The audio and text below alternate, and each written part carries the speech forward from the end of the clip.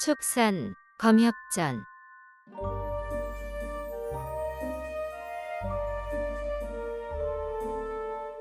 13화 마가선자 옥천과 만묘선고 허비랑. 주경우는 독법을 수련하러 벽사촌으로 향하고 법원은 지원군을 끌어모으려 오응보로 향하네.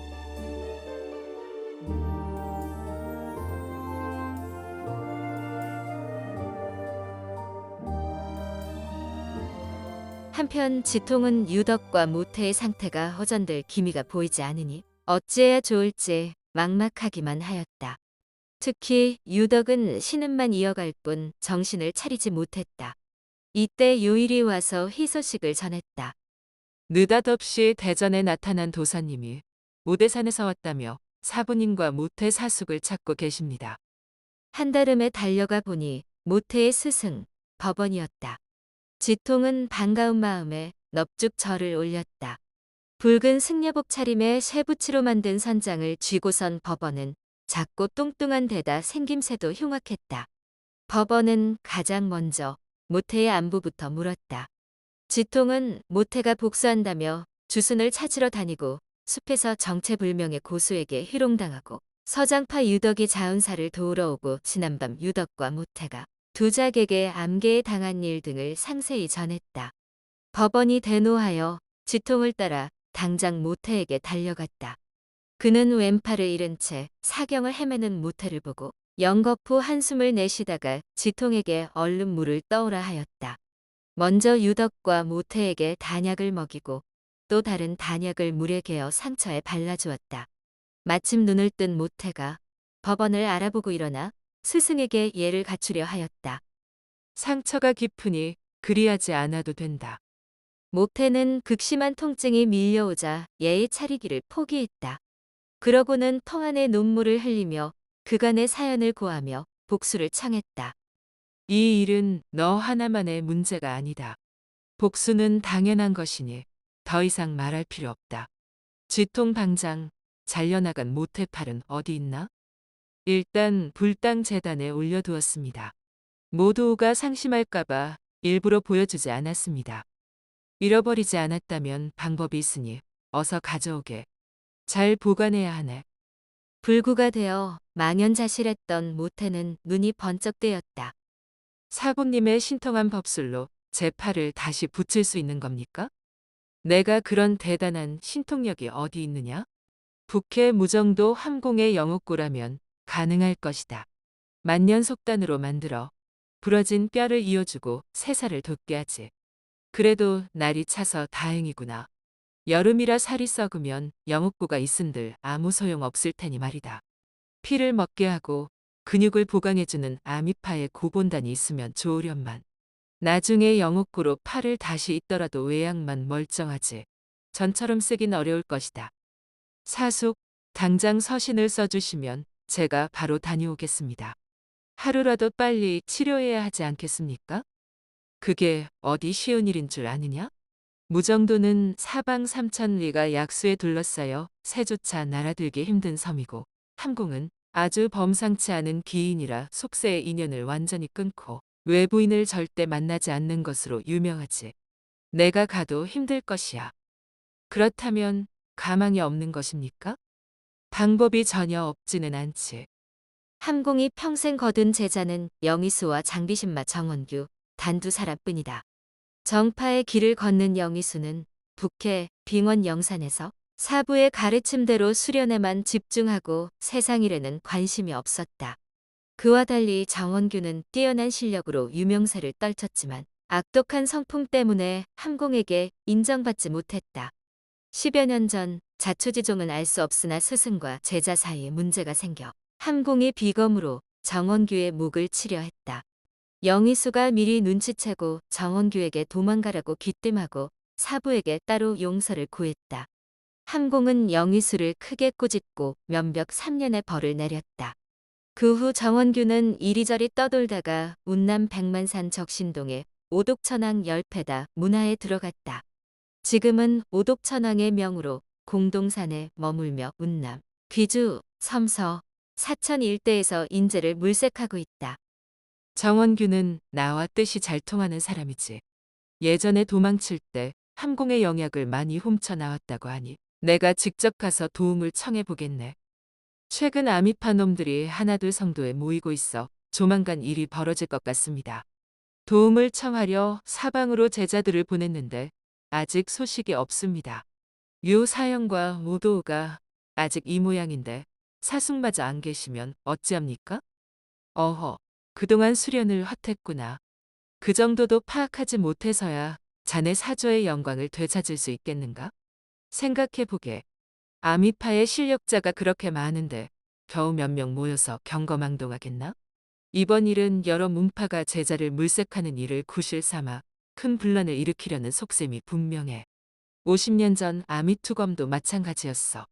아미파가 또 다시 유아 독존을 꿈꾸며 다른 문파를 모두 무너뜨리려는 것이지. 만약 정말 추운수가 왔다면 이깟 자운사는 혼자서도 거뜬히 해치울 텐데 무얼 기다리겠나? 지난밤 자객은 새로 거둔 제자가 나서고 싶어하니 기회도 줄 겸 다음 계획을 세우기 위해 우리가 어떻게 나오는지 떠본 것이겠지. 이곳에 사람이 많아질수록 놈들의 분탕질도 잦아지겠지만 지금은 아니야. 일단 평소처럼 지내고 밖에 나가 문제만 일으키지 않으면 당분간은 놈들도 오지 않을 테니 걱정 말게. 이때 단약을 복용한 유덕이 정신을 차렸다. 바로 낫지는 않아도 통증이 꽤 가라앉았다. 유덕은 법원이 자신을 구해준 사실을 알고 바로 침상에서 내려와 감사 인사를 올렸다. 나를 떠난 후 동룡존자 문화에서 실력을 많이 쌓았다는 이야기는 들었다. 오늘은 자만해서 경계를 소홀히 한 탓에 당한 것이야. 다시는 이런 일 없도록 각별히 주의하게. 나머지 단약도 잘 챙겨 먹으면 사흘 후에는 다 나을 것이네. 시간이 촉박하니 난 이만 공동산으로 떠나겠네. 법원은 붉은 빗줄기만 남긴 채 순식간에 사라졌다. 다음 날 지통이 무태, 유덕과 한참 이야기를 나누는데 사금강 중 해명이 가장 먼저 돌아왔다. 사부님 명을 받고 형산쇠운동으로 악금빈 사숙을 찾아갔습니다. 동굴 앞에서 동자에게 서신을 전했는데 잠시 후에 나와서는 악사숙이 용비 사숙과 바둑을 두러 무이산 비례동에 가셨다는 겁니다. 바로 무이산에 가서 용비 사숙의 제자 소룡후 유종잠을 만났는데 용비 사숙은 지인을 만나러 동해에 갔고 악사숙은 오지 않았답니다. 그런데 유종잠이 흥미를 보이며 동문 형제와 도우들을 모아 오겠다고 했습니다. 너무 오래 기다리실 것 같아 일단 서둘러 돌아왔는데 어찌하면 좋을까요? 지통은 한숨이 절로 나왔다. 사람 마음이 원래 제 입속에 먼저인 법이지. 지금 아미파가 우세하다고 생각해 일부러 너를 피했을 것이다. 괜히 헛수고했구나. 일단 가서 쉬어라. 사나흘 뒤 나머지 사금강이 차례로 돌아와 소식을 전했다. 기꺼이 온다는 사람도 있지만 거절하거나 자리를 비워 만나지 못한 사람도 많았다. 요청에 응한 사람은 노산의 철장선 추가, 강소태호 동정산의 병력수 울지원, 창주의 초상비 임성조, 운남 대죽자산 피발산의 적은하, 열화의 제자 비천야차 진랑 등이다. 열화는 오대파는 아니지만 아미파와 언안이 깊었다. 나머지는 모두 지통과 모태의 사형제이고 사백과 사숙 등 선배들은 대부분 답이 없었다. 서장의 동룡도 일이 있다고 거절했는데 일이 마무리되어도 확실치 않다고 했다. 대신 그 수제자 유덕은 이미 왔다. 비천야차 마각은 도통 행적이 묘연했다. 지통은 머릿수는 적지 않으나 출중한 실력자가 없어 다소 실망스러웠다. 그래도 없는 것보다 나으니 아쉬운 대로 방법을 강구했다. 이틀 후 금광정이 마옹, 육호, 백진 등 제자들을 이끌고 돌아와 다른 사람들과 인사를 마친 후 신나게 이야기를 풀어놓았다. 자운사를 나서자마자 옛 친구 기등을 만나러 청성산에 갔습니다. 그 친구 사부인 외수 주매에게 도움을 청할 생각이었지요. 막 관연에 도착해 일학묘 앞을 지나는데 15쯤 된 절세 미녀가 중년 여도사에게 약을 사고 있더군요. 일단 기등을 만나야 하니 돌아올 때 잡아다가 방장에게 바쳐야겠다 생각하고 서둘러 청성산 근편에 백운관으로 갔습니다. 기등은 출타 중이고 도동 혼자 있었는데 곧 돌아올 거라는 말에 며칠을 기다렸습니다. 한데 기등은 깜깜무소식이고 마냥 기다릴 수 없어. 며칠 전 점 찍어둔 여자나 잡아와야겠다 싶었지요. 미리 사는 곳을 알아둔 터라 그 근처에 거처를 잡았습니다. 여자 이야기가 나오자 다들 귀를 쫑긋 세우고 집중했다. 그날 저녁 제자들을 데리고 나설 때까지만 해도 계집 하나 잡아오는 일이니 우습게 생각했지요. 한데 그 집 부녀가 무공 실력이 만만치 않아 진땀 좀 뺐습니다. 나중에 제자놈들이 밀리기에 안 되겠다 싶어 비검을 날려 아비놈을 죽여버렸습니다. 계집은 산채로 잡아야 하니 한참 더 애를 먹었지요. 옥신각신하다가 마웅이 암기에 맞고 손을 물리기까지 했죠. 겨우 잡았는데 제 성질에 못 이겨 혼절하더군요.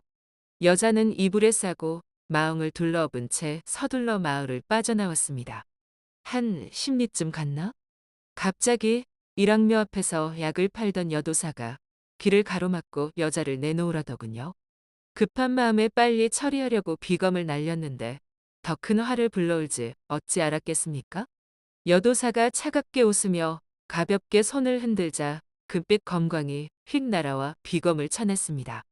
여도사의 검광에 완전히 밀려 눈을 감고 죽기만을 기다리는데 한참이 지나도 조용하더군요.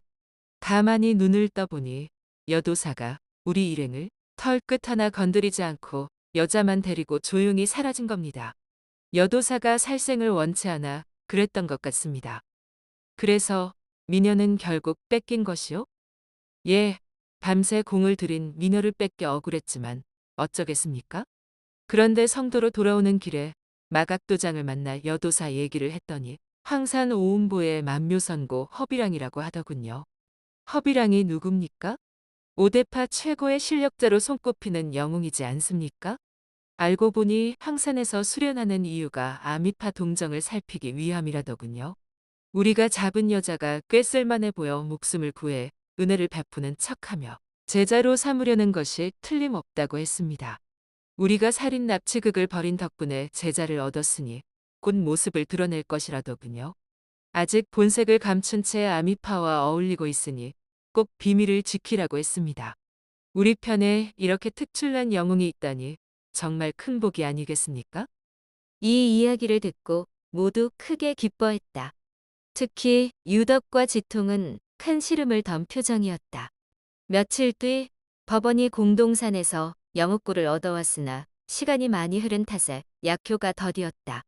모태는 잘린 팔을 붙이고 약을 발라 단단히 동여맨 후 한동안 쉬어야 했다.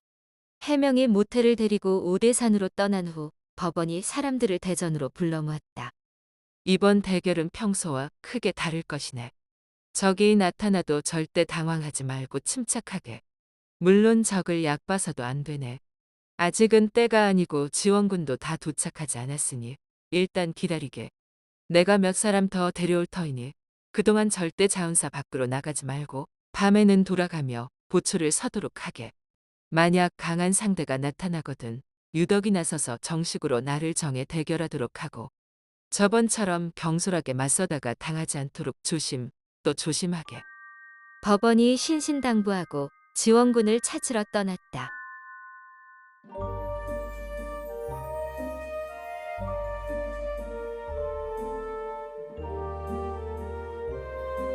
다음 화에서 이어집니다. 더 좋은 콘텐츠를 제작하기 위하여 구독과 좋아요, 알림 설정 부탁드려요.